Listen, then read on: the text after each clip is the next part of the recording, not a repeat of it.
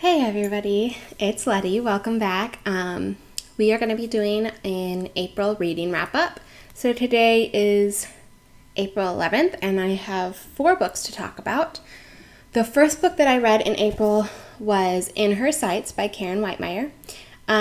It's actually a novella, so it's just over 100 pages. It took me about an hour and 45 minutes to read it. So it's really quick read. But it was so cute, let me tell you.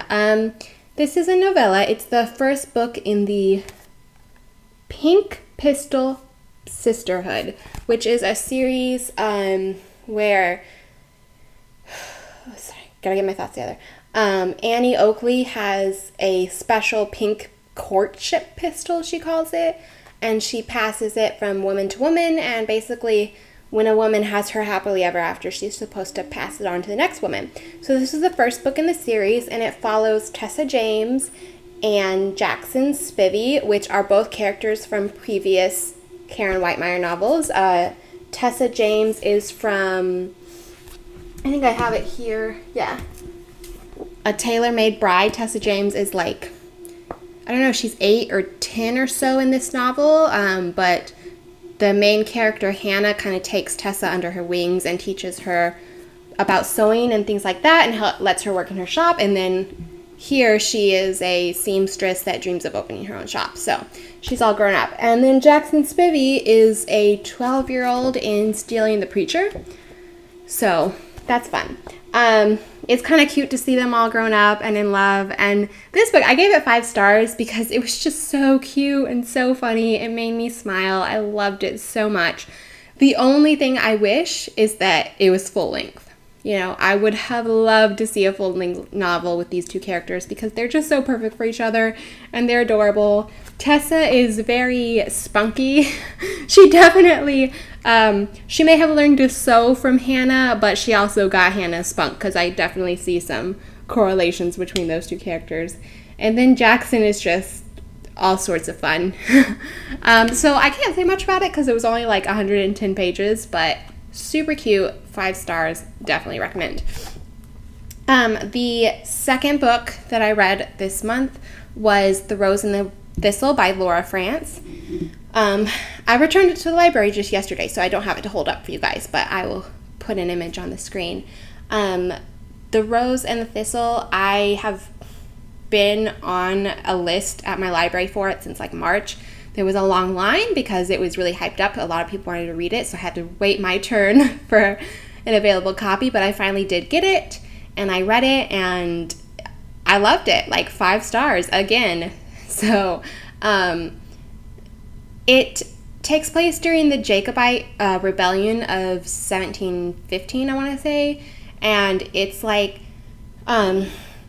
there is a Duke of Northern England, and he supports the Jacobites, or the exiled Prince Stuart, who wants to reclaim the English throne from the House of Hanover, and because, you know, they're getting ready for a big war, he knows that he's against the king that's currently on the throne, so he sends his daughter Blythe to live with her godparents who are in Scotland, the Earl of Wedderburn. The only problem is that the Earl of Wedderburn, though he invites her to come stay and hide there, he dies like the day before she arrives, so his son is now the Earl, and his son is like, I did not agree to this.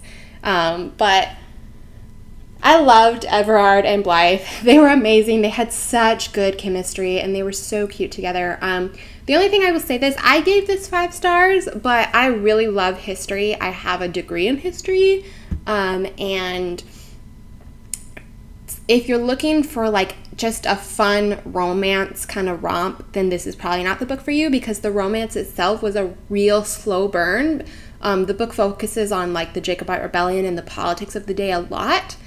It's not super heavy in the history. Like, it's not like you're reading, like, Les Mis or something, which is another book that I love. But it's not, like, that heavy in the history. Like, but the history is a big part of the novel as well as the romance. So if you're the kind of reader that just wants a really fun, light romance, this is definitely not the book for you. But if you don't mind, like, a slow burn and, like, a deeper book, then it was really, really good. I gave it 5 stars. I really enjoyed it. There was a couple moments where I was like, guys, get your act together and get together. But yeah, I loved it. I gave it 5 stars. And then the third book that I read this month was A Noble Masquerade by Kristi Ann Hunter, which this was something that I've read and reread before. This is probably like my 3rd or 4th time reading it, honestly. Because I'm doing the Spring into Christian Fiction challenge this month, and one of the prompts was to read an old favorite. So A Noble Masquerade is an old favorite of mine, so that's why I'm doing that. It's a 5-star read for me. It is the first full-length book in the Hawthorne House series. There is a novella before it, but it's the first book, and it follows Lady Miranda Hawthorne. She is the sister of a duke, the Duke of Riverton. His name's Griffith, and she is entering her 4th season in society. So she's like, oh man, people are gonna start thinking I'm a spinster. How come nobody wants to marry me for love? So she is worried about becoming a spinster, and then her brother gets a new valet, and she keeps interacting with him, and she's like, wow, this guy's really intriguing. He's really cool, but he's a valet, and that's like, no.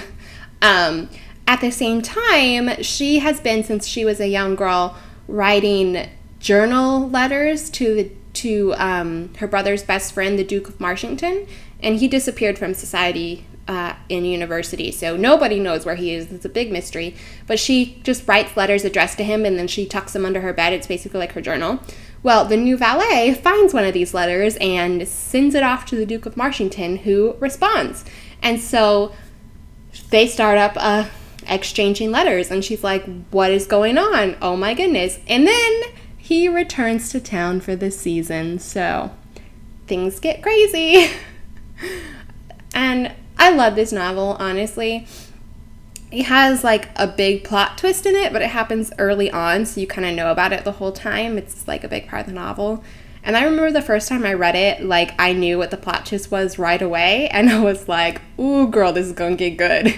But I won't tell you in case you haven't read it. I know many of you probably have, and if you do, you know what I'm talking about. But yeah, it's Kristi Ann Hunter novels are just a laugh. Like, let me tell you, I cannot read a Kristi Ann Hunter novel without laughing.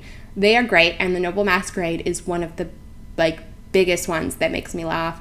I love it so much. I will say that there is a lot of emotional manipulation in this novel. Ryland, our main character, he manipulates Miranda, like, out the wazoo. But I forgive it because I love him so much that, like, I don't even care that he's emotionally manipulating her the entire time. And, you know, she forgives it because he's awesome. He's amazing, and we love him.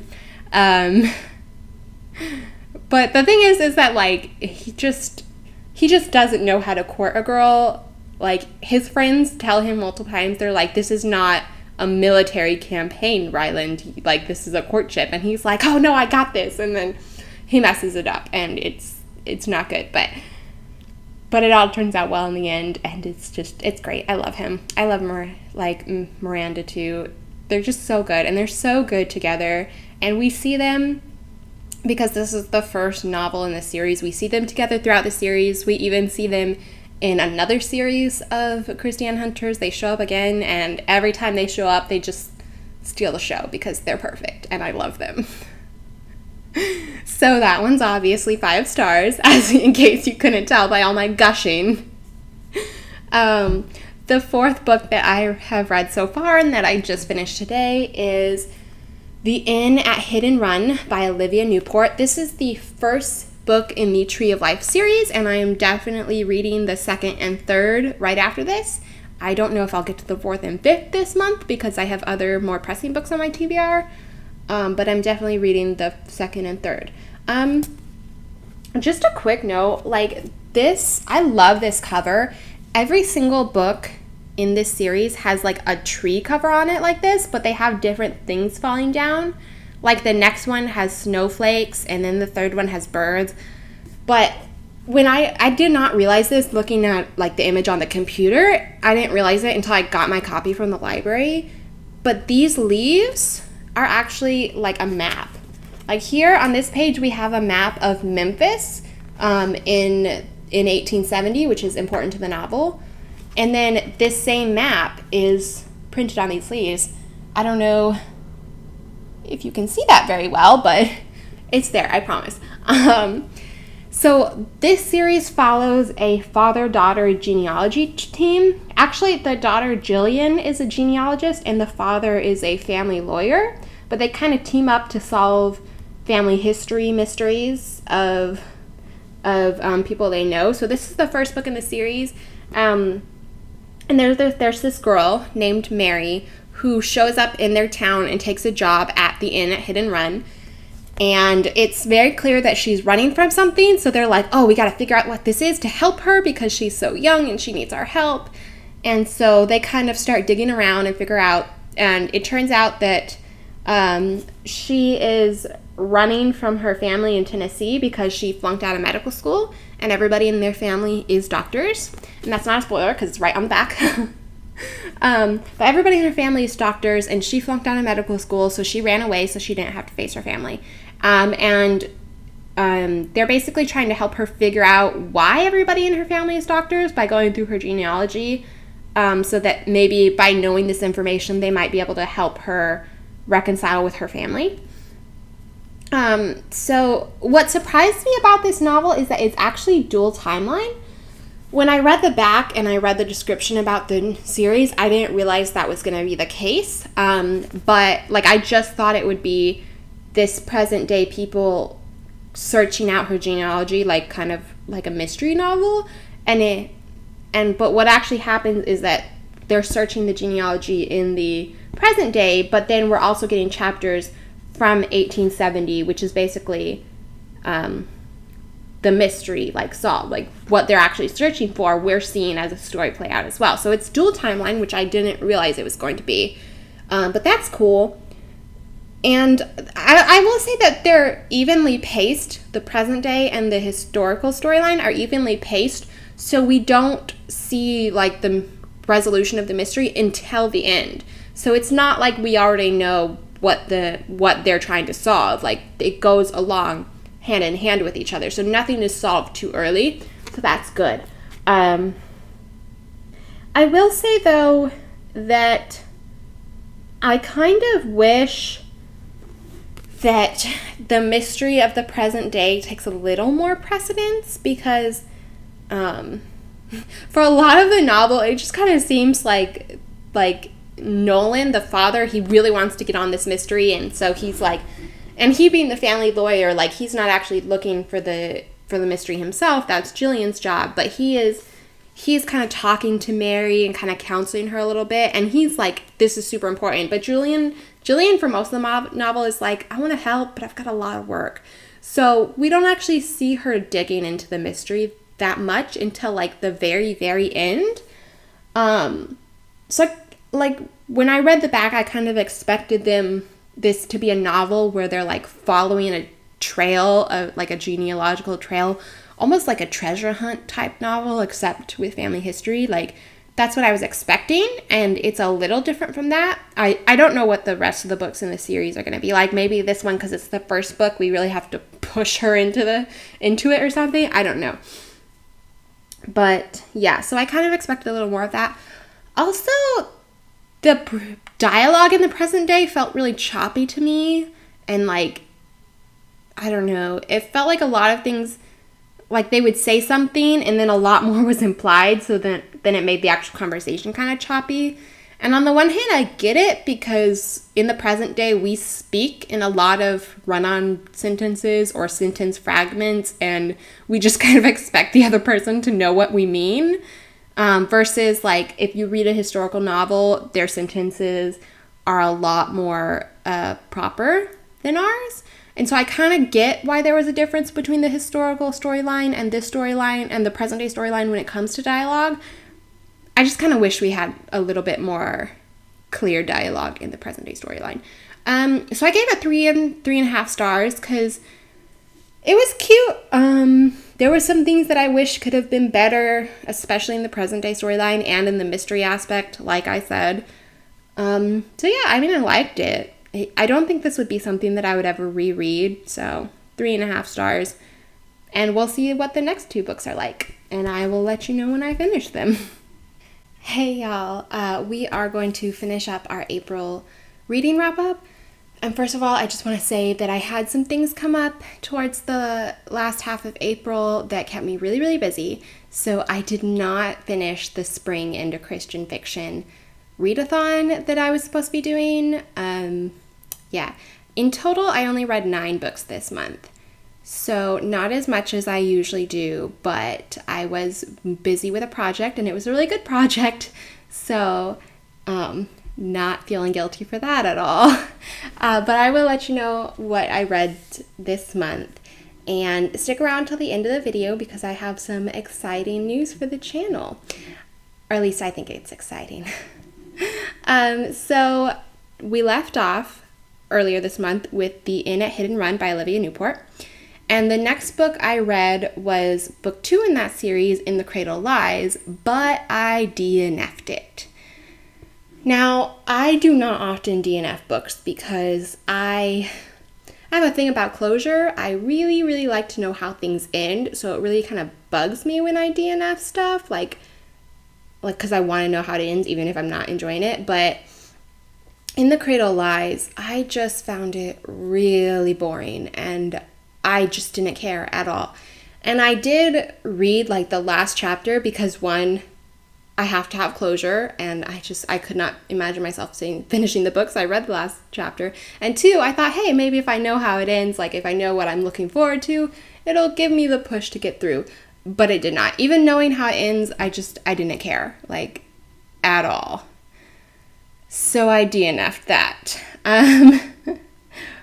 But after I DNF'd that, I read Positively Penelope by Pepper Basham. It's one of my NetGalley reads, and it was fantastic. 5 stars. I mean, I said it was going to be 5 stars. I was like, I just know I'll love this, and I absolutely did. One of the things I loved is that, like, when I read Authentically Izzy, and Positively Penelope is kind of a sequel of sorts to Authentically Izzy. Technically, they're both standalone novels, but Penelope is Izzy's cousin, and the events of her novel take place pretty much directly after the events of Authentically Izzy. So in my mind, they're like a series, even though they're technically standalones, but I really don't think you should read Positively Penelope without reading Authentically Izzy. Or when Loyally Luke comes out next year, you're going to want to read the first 2 before you read that one, I would guess. So in my mind, they're a series, they're all connected, but they're not technically. Anyway, I related to Izzy because she's like very much like me. Like I related to her as the person I am. But I related to Penelope as the person that I've always wanted to be. Like she breaks into song. She buys dresses and skirts based on Twirl Factor, which I have totally done in the past. Like she wears vintage clothing, and her like movie heroes are Julie Andrews and Audrey Hepburn, and that's just amazing. In fact, she mentions at one time in the story that like she has a sign on her wall that has Audrey Hepburn quotes about beauty, and when she described it, like I have that exact sign. I got it from a friend in high school who knew I loved Audrey Hepburn. It was like a birthday present, and I had it on my wall throughout high school, and I had it on my dorm wall in college. It's not on my wall right now because I have a lot of like art and photographs on my wall right now, so there's not really a lot of room for it, but I do have it. I wonder if I can find it. I'm gonna look for it really quickly. I found it. Here it is. She has this poster on her wall in the book, and here you can see I have it. So it's a really cool poster. I love Audrey Hepburn. So as you can imagine, just from that little fact, me and Penelope, we got on great. And it wasn't just like the character, like I just love the story as well. So that was really great. I gave that 5 stars. I would have given it more if my scale went up higher, but literally 5 stars. Absolutely adored it. The next book that I read was Faith's Mountain Home by Misty M. Beller. I went on a trip to my college to my old college for alumni weekend in the middle of April.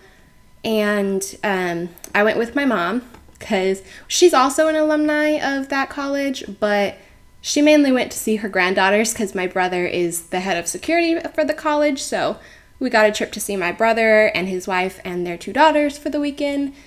And we got to go to alumni, so that was fun. Anyway, and when we go on trips to see family and stuff, we listen to an audiobook, which are not my favorite, but they're great for car trips.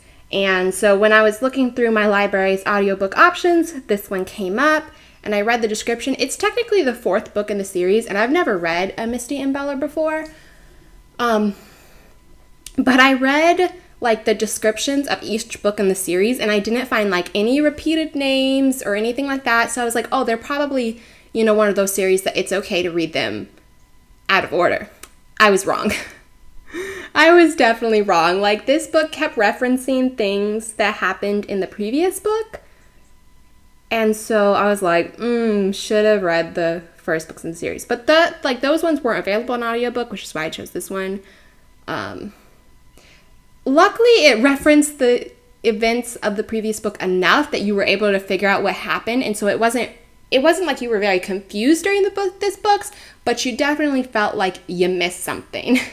So that kind of took my experience down a little bit, but that's my own fault for being like, sure, I can read the 4th book in a series. I still gave it 4 stars though, because it was really cute.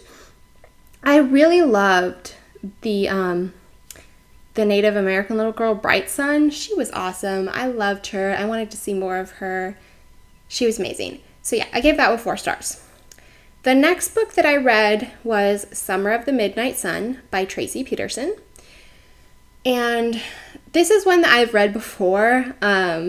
It's a book that has a very special place in my heart. It's not actually my favorite book, like, narrative-wise. Like, it's just kind of okay to me. Like, I've loved a lot of Tracie Peterson books in the past. You can see I have a whole section of Tracie Peterson back here behind me. And I do love her books. And Summer of the Midnight Sun is not my favorite of hers. However, I was reading this book for the first time my freshman year of high school, and I met my best friend that way. And now, all these many, many years later, she is still my best friend, and we still, text almost daily. We were friends all throughout high school, and we roomed together in college, and we live about an hour away from each other now, and we text all the time. So, Summer of the Midnight Sun will always have a special place in my heart because it's how I met my best friend. Anyway, so I was doing an Instagram prop, and I use prompt, not a prop, a prompt, and I used Summer of the Midnight Sun as an example for the prompt, and then I was like, well, now I have to reread it because it's in my mind now, so I reread it. And it's a 4-star read for me, 5-star sentimentality-wise, but 4-star story-wise. It's really good. I don't like the 2nd or 3rd book in this series. If you read this series for the first time, you kind of have to read all 3 because, book 1 ends on a cliffhanger, and so you have to keep going, but something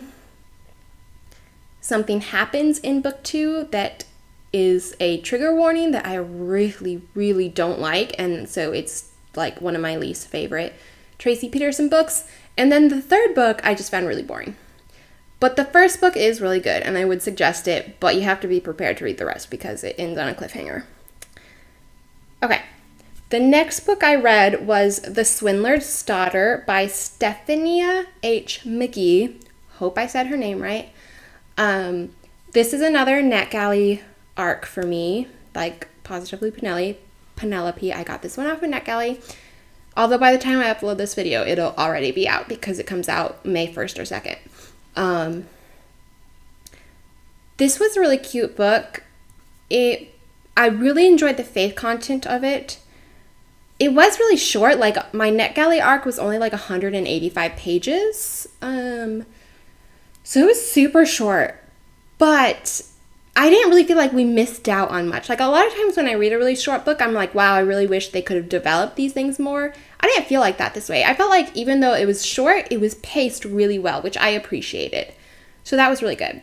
I liked the romance, except something did happen in the end where I was like, dude, seriously? But I'm not going to tell you what that is because I don't want to spoil it. But it worked out in the end, and they were happy in the end, so that was great. But I also really like the faith content. Both main characters, Lillian and I want to say Jonas, sorry. Lillian and Jonas, main characters, they both have faith journeys that they have to go through separately, and they do both of those really, really well. I enjoyed it. So that was really good. And finally, the last book I read in April is The Happy Life of Isadora Bentley by Courtney Walsh. This is another NetGalley arc that I read. Unfortunately, I did not love it. It had a really great ensemble cast. Like, the lady that lives across the hall, wow, I cannot do names today. I want to say her name is Deidre. And her kids, especially Delilah's 10, but I loved her. She was my favorite character in the whole novel. I love Delilah. The elderly friend Marty, he was really great, amazing, second favorite character of the whole novel. And then there was the love interest, whose name was Cal. Cal was awesome. However, the main character, Isadora, not my favorite. She and I just didn't vibe that much. She had a lot of past trauma that affected the way she acted and the way she responded to people. And trust me, I understand, like, social anxiety. I understand fearing that you're going to say the wrong thing, because when I was in 8th grade, I was bullied really bad. And going forward throughout high school, throughout college, even into my adult life, I have definitely felt what Isadora is feeling, even though our childhood situations were a little different. She does have trauma, but it's not necessarily from, like, school bullying. So I understood where she was coming from, because I have definitely had defense mechanisms myself. And thankfully, the Lord has worked with me on that over the years. It's been a slow process, but I feel like I'm in a lot better place right now than I was way back then, where she, shut herself off from the world. So she is finally getting to her working on it right now. So even though she and I didn't vibe well, I could understand that her past traumas were what was making her act the way that I didn't really like her acting. But what really, really bugged me about this book is that this is a Courtney Walsh book, which, although I have not read her before, from what I understand, she is a Christian fiction author. And it was published by Thomas Nelson, a Christian fiction publisher. But I did not find any faith in this book. Like, there's one spot where Delilah says grace over her food, and Isadora was like, oh, do you actually believe that? And she was like, yeah. That was like the whole conversation. That's it. Do you actually believe that? Yeah. And then there was one other spot where she was like, oh, I just gotta let go and let God. But it didn't sound like she was actually, like, choosing to believe in God. Like, it sounded like in the context she was just, saying the platitude that's printed on a sign that you hang on your wall. Like, I didn't get the feeling that she actually had an experience with God. And those two things that I just mentioned were the only mentions of faith in the entire book. And it really bugged me, because I was like, this is Christian fiction. Where is the Christian? Yeah, it really bugged me, especially because the content was about learning to have joy and learning to be happy. And I was like, then if you're Christian fiction, then why aren't you talking about joy in the Lord and the Lord giving you happiness in your circumstances, If it was like if you had advertised this to me as just a clean fiction, I would be okay with it and I'd probably give it a higher review. But because you call it Christian fiction and I did not find any Christian in it, I'm like giving it 3 stars, and that is feeling very generous of me. I'm giving it 3 stars based solely because I love the ensemble cast. Like, that's it. I just didn't love it. I'm sorry. So if you did love it, I'm sorry for this hot take right now. It's real. So those were the 9 books that I read in April. And now for some of what I feel is exciting channel news. I've been thinking a lot about this, and I think that what I want to do with my NetGalley arcs, because I feel like since I get an advance reader copy of them, I have to treat them a little special. So what I'm planning to do is I'm planning to do a video specially for each NetGalley arc that I read. Now, because these videos I'm going to be diving in a little bit deeper on my reviews for them, they're going to have spoilers. I will warn you right now. However, I think what I'm going to do is I'm going to have like the first section of the video completely spoiler free, and then I'll put like a stop sign or something on the screen and be like, spoilers ahead. Only stay if you want to hear the spoilers. And then I will get into a really in-depth review of them. So I'm excited about that because sometimes like I really want to talk to you guys about specific details of the books, but I can't because I can't spoil it. So this will give me a chance to really get in there deep and hopefully give my NetGalley arcs some special treatment because I do get them from the publisher for reviews ahead of time. So yeah, that's exciting for me. And that, so look for that sometime in May, some of those. I read 3 NetGalley arcs in April, so I've got 3 to work through during May. They won't come all out at the beginning of May. I'm going to have to work on them through the month. But we'll see how they go, and we'll see you then. All right, have a great week.